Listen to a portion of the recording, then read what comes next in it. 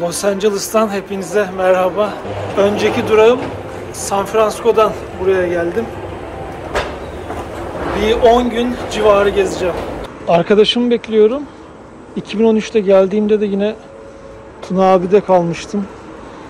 Bu sefer de yine ondayım ve biraz beraber gezeceğiz. Tuna abiyle buluştuk. Gerçi ben Tuna abi diyorum ama aslında aynı yaşlardayız. Eve geçmeden direkt gezmeye başlıyoruz. Venice Beach'e doğru gidiyoruz. Burası da çok klasik yerlerden biri ama gelmişken görelim.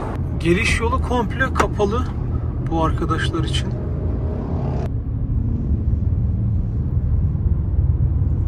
Hamburger yiyelim dedik. In-N-Out. Daha önce de buraya geldim. Güzel hamburgerleri var.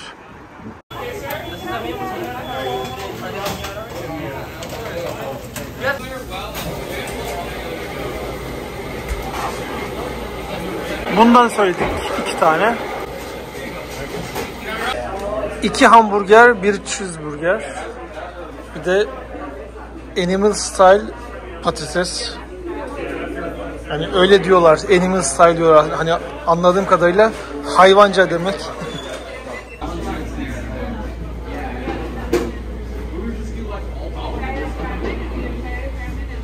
Hamburger bence fiyatına göre iyi. Özellikle de Amerika'ya göre hesaplı. Kişi başı bir menü fiyatı $10.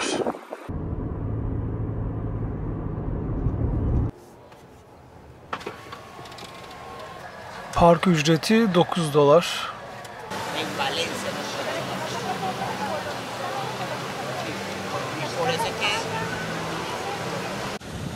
Buradan Santa Monica'ya gideceğiz. O da şuralarda.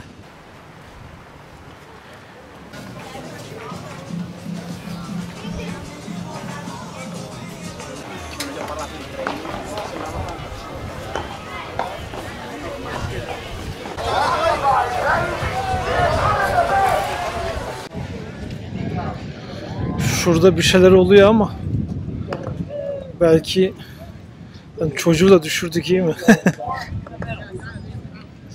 One and only true God.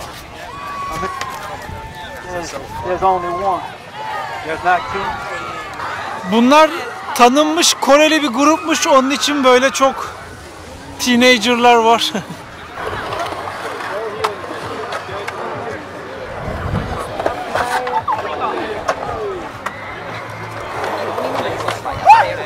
Like I had an out thinking and it was going to be true. You know what I mean? It's like behind the scenes secrets.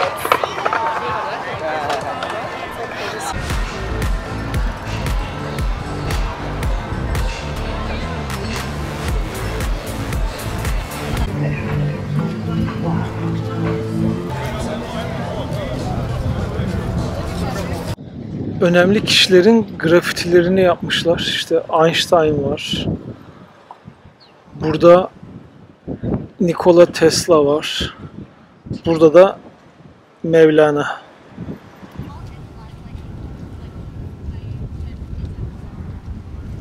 Venice Beach'ten sonra yine Los Angeles'ın ikonik yerlerinden biri olan Santa Monica'dayız.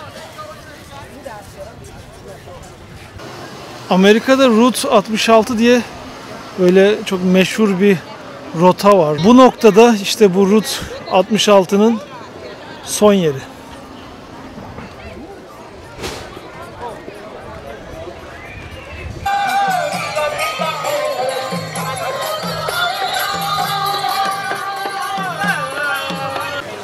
Yani bana deseniz ki burada denize girer misin? Ben şortumu, havlumu alıp evden gelip burada çok da denize gireceğimi zannetmiyorum. Çok albenili durmuyor çünkü. Gördüğünüz gibi.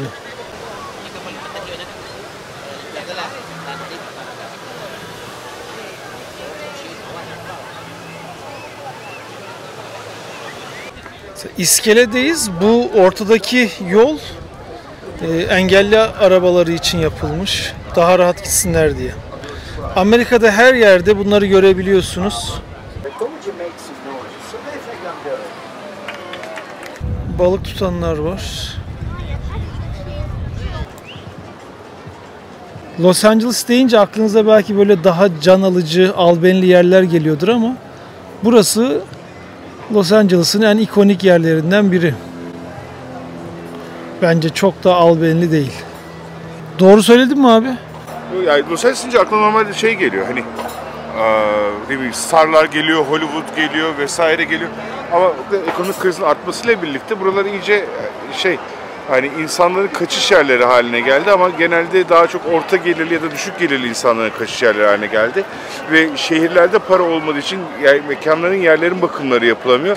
Ve gitgide kalabalığın çok olduğu, nefes alınamaz, suç oranının arttığı bir şehir haline geldi Los Angeles. Evet, bu San Francisco'da benzer durum vardı. Güvenlik tehlikesi şu an önceki yıllara göre daha fazla. Güvenlik problemi ya da.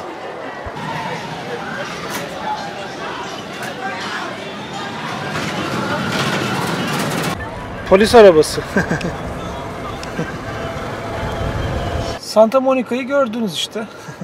Çok yorum yapmıyorum. Peki abi şimdi burada Los Angeles'a denize girmek istiyorsan nereye gidebiliyorsun? Böyle daha güzel yerler nereler var? Los Angeles'ta yani bu bölgede her yerde denize girebiliyorsun temizlik anlamında. Fakat hani dalgasız, daha rahat bir denize girmek, çoluk çocuk gitmeyi planlıyorsan mesela biraz daha güneye doğru gidip işte Laguna Beach, Newport Beach o bölgelerde denize girmek çok daha keyifli. Orada insan profili biraz daha değişik mi? Orada insan profili biraz daha değişik, daha ağırlıklı. Amerikalı. Beyaz Amerikalı daha yoğunlukta o bölgelerde. Şimdi nereye gidiyoruz abi? Şimdi gene Santa Monica'dayız. Bu sefer Promenad'a gideceğiz. Tamamdır. Promenade Caddesi'ne geldik. Burası hani bizim biraz Bağdat Caddesi tarzında. Ama güzelliği bu sokak boyunca, cadde boyunca sigara içmek yasak. Şimdi sigara içenler belki bana kızacak ama gördüğünüz gibi.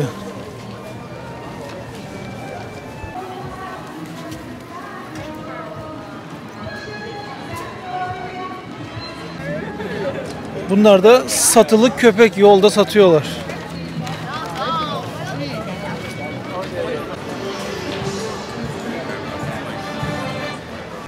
Burası ana cadde üstünde en güzel yerlerden biri. Mesela burası kapatmış.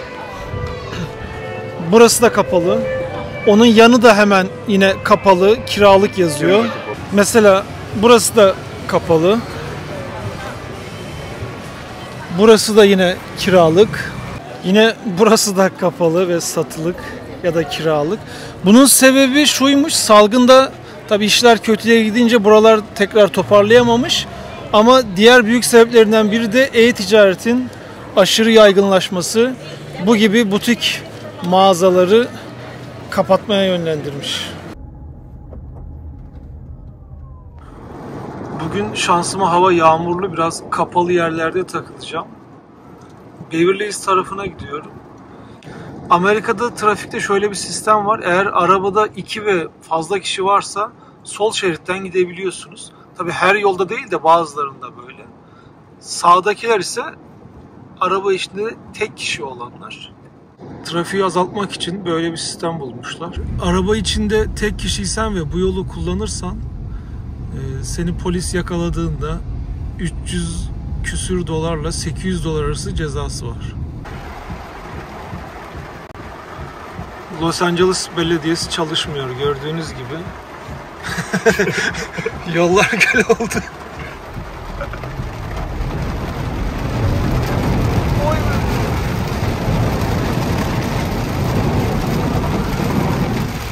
Yani resmen off-road yapıyoruz. Yağmur nihayet dindi. Şimdi Beverly Hills çarşısına doğru yürüyorum. Beverly Hills denilen yer burası. Burada her an bir ünlüyü görebilirsin derler. Bir kafede ya da restoranda. Tabii hani ben ünlü aramaya gelmedim. Los Angeles'a gelmişken işte öyle yürüyorum, dolanıyorum.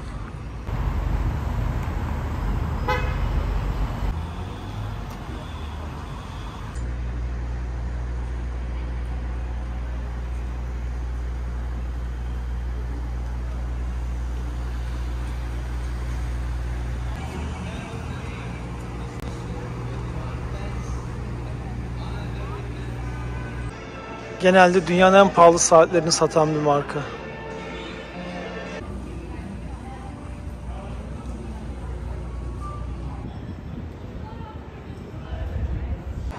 Her yer o kadar sakin ki benim şansıma mı böyle bilmiyorum ama hani buradaki arkadaşlar buraların hiç eskisi gibi olmadığını söylüyor. Salgından sonra bir de bir polis siyahi birini öldürmüştü ya. Ondan sonra bir şekilde suç oranları çok artmış. Yani en işlek yere gidiyorsunuz. Şu an öğlen 3. Hani belki hafta sonu değil ama hafta sonu da gittim birkaç turistik yere. Şaşırtıcı şekilde her yer sakin. Ve birçok dükkan ya kiralık ya satılık. Sürekli bunu görüyorsun. Şimdi Tuna abiyle tekrar buluştuk. Hollywood Bulvarı'na gidiyoruz. Tabii bu yoldan geçmek de güzel oldu ya. Kaliforniya dediğinizde ilk akla gelen gözlerden biridir. Palmiyesi, yolu, yeşilliği. Tamam. Tabii hava güneşli olsa daha güzel olacaktı ama. Elde olan bu bugün çok kötü denk geldi. Evet, ne yapalım. Hollywood Bulvarı'na girdik.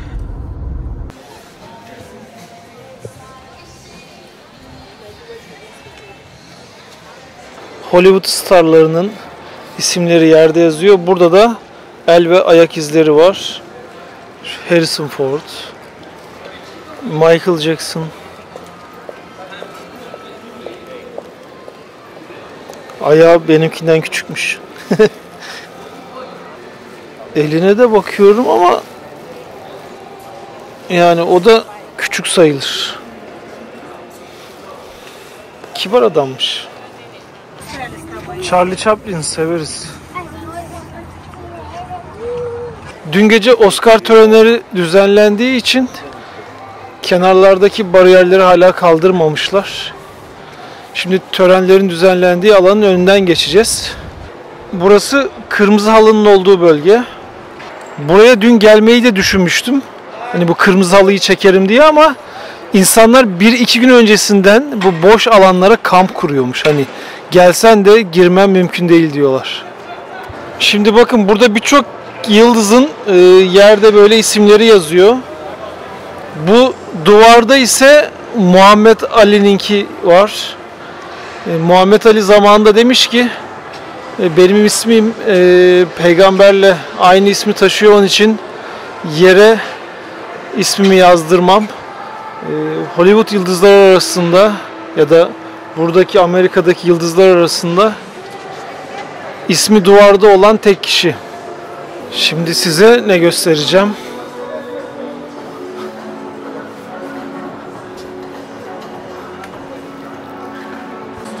Meşhur Hollywood yazısı. Bu arada biz ne yaptık? Hollywood Bulvarı'na gittik ama havadan dolayı mıdır ya da her yerin tadilatta olduğundan mıdır nedir bilmiyorum. Gayet hareketsizdi. Sönük bir Los Angeles gezisi geçiyor. Bugün Los Angeles şehir merkezine gideceğim.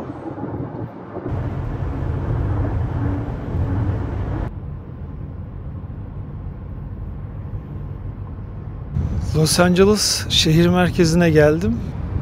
Normalde bu havuzda her zaman su oluyormuş. Ama şu an maalesef boş. Su olduğu zaman böyle yansıma oluyordu, güzel oluyordu. 2013'te geldiğimde öyleydi en azından.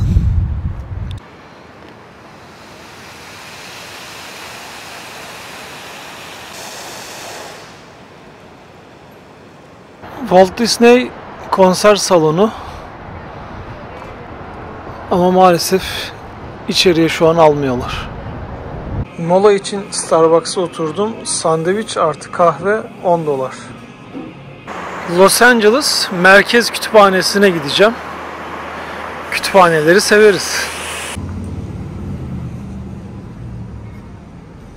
Kütüphane tabii ki ücretsiz. Wow.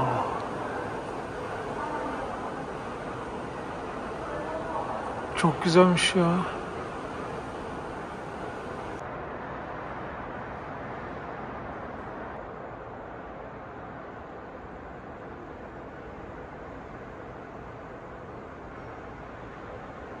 Burası çocuk kitapları bölümü.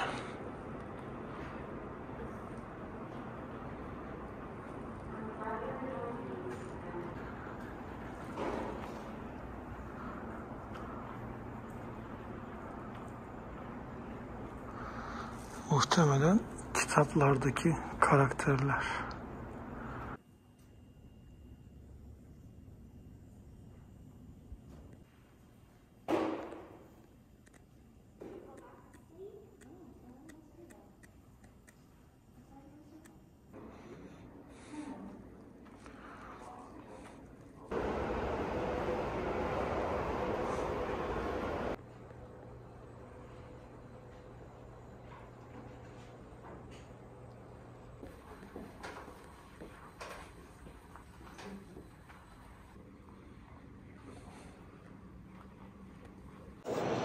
Vallahi kütüphaneyi çok sevdim. Bugüne kadar birçok kütüphane gezdim. Kimisinde oturdum, bir şeyler yaptım ama bura kadar kapsamlı olanını pek hatırlamıyorum. Los Angeles merkeze gelirseniz bence buraya da bir uğrayın.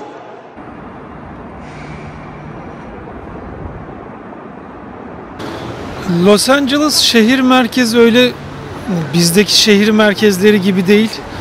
Burada sadece ofisler, gökdelenler ya da çalışma alanları var. Hani ev pek görmüyorsunuz.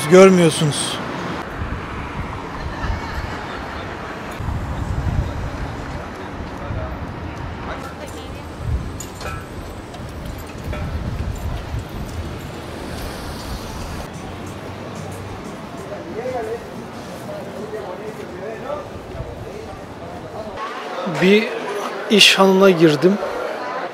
Sadece mücevher alışverişi yapılıyor. Ya da lüks saatler.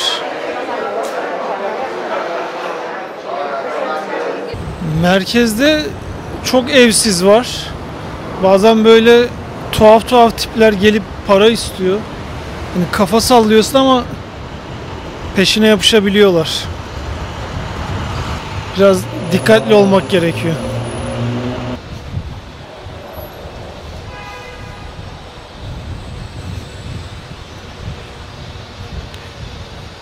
Böyle bir sürü görüyorsunuz. Birçok mekan böyle kapalı. 2013'te, 2016'da buraya geldiğimde de yine böyle hani albenili değildi zaten de. Şimdi inanın Los Angeles o yıllara göre çok daha böyle kötü, hiç insan gezmek dahi istemiyor. Bazı sebepleri var bunun ama onları çok anlatamıyorsun. Anlatsam şimdi bana bir sürü şey söylerler. Çünkü sebebini soruyorum burada yaşayanlara, onlar çok iyi biliyor. Bir kesim grubun, insanların yaptığı şeyler yüzünden bu hale gelmiş. Güvenlik problemi de artmış. Mesela polisler bazen o gruplara hiç dokunamıyor bile. Bir de şunu yapmışlar. 800-850 dolar üzerinde bir şey çalmadığın sürece hapis yatmıyorsun. Yani atıyorum şu karşıdaki kuyumcuya girdin, 800 dolarlık bir şey çaldın, bu senin ilk suçunsa seni hapise atmıyorlar. Böyle tuhaf durumlar. Ama hani böylesine olumsuz şeylerden sonra sizi şimdi çok güzel bir yere götüreceğim. The Last Bookstore. Şu karşısı bir kitapçı ve içi çok güzel.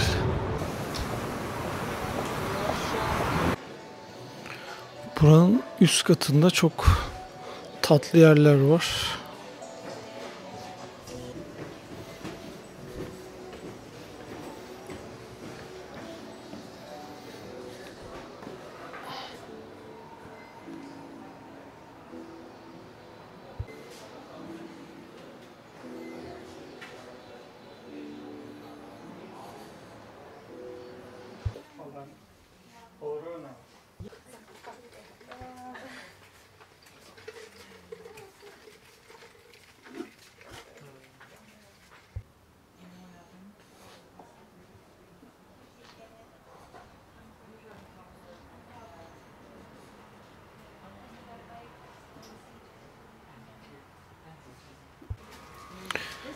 Yani buranın biraz olayı böyle kitaplarla güzel şeyler yapmışlar. Hem Instagram'lılar geliyor, sosyal medyadan görenler geliyor.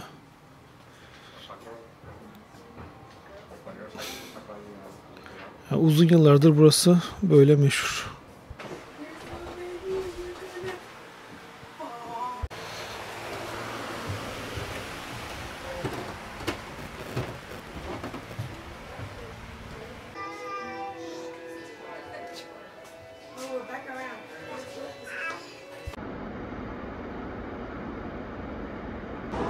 LACMA Müzesi'nin önündeki lambalar.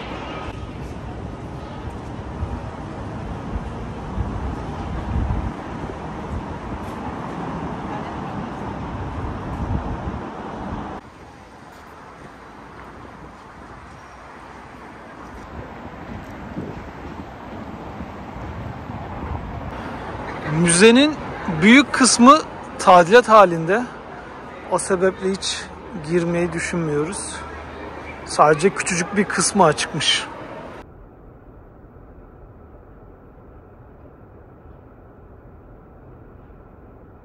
Eko Park'tayız. Aslında şehrin içinde vallahi güzel bir park.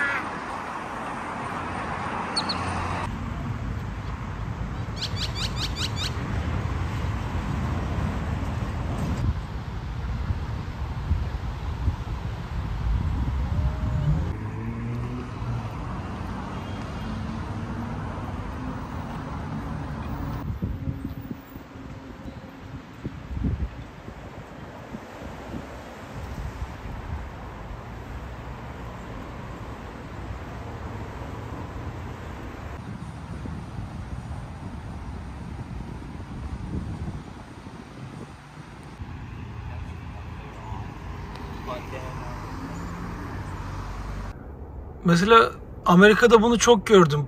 Public storage diyorlar. Hani depo ihtiyacınızı bu gibi yerlerde karşılayabiliyorsunuz. Aylık ücret veriyorsunuz. Doğru dedim değil mi abi? Doğru. Aylık ücret veriyorsun. Ondan sonra alanı depolama için kullanıyorsun. İstediğin kadar metrekare istiyorsun artık. Yani istersen valiz kadar bir şey kullan, istersen oda kadar. Ünlü bir dizi vardır, Storage Wars diye. Türkiye televizyonlarda gösterdi işte. Geliyorlar, bid ediyorlar, alıyorlar filan, storage'leri satın alıyorlar. Ödemezsen açık arttırmayla senin içerideki eşyalarını satıyorlar. Güzel bir bilgi. Duydunuz. Eğer depoyu kullandın, ödeme yapmıyorsan içeridekileri açık arttırmayla satıyorlarmış. Los Angeles'ta 4 gün kaldım. Hani video aralarında düşüncelerimi de aktardım. Yani 10 yıl öncesine göre, 5 yıl öncesine göre de buralar acayip değişmiş ama olumsuz anlamda değişmiş. Hani yine New York'a bence gidilir, görülür. Orası hala albenili ama Los Angeles daha da bir hayal kırıklığı artık. Hani eğer illa Universal Stüdyolarına ya da Disneyland'e gidecekseniz tamam, gelinir tabii ki. Ama şehri gezeyim diyorsanız burada çok da vaktinizi ve paranızı harcamayın derim.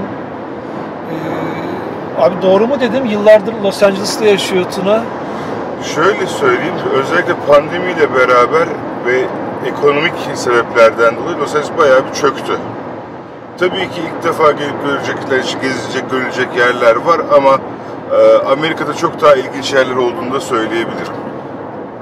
İşte gördüğünüz gibi. Biz şimdi ne yapıyoruz? Las Vegas'a gidiyoruz. Oradan Grand Canyon'a geçeceğiz. 4-5 günlük bir road trip yapacağız. Sonraki videolardan devam edebilirsiniz. Görüşmek üzere.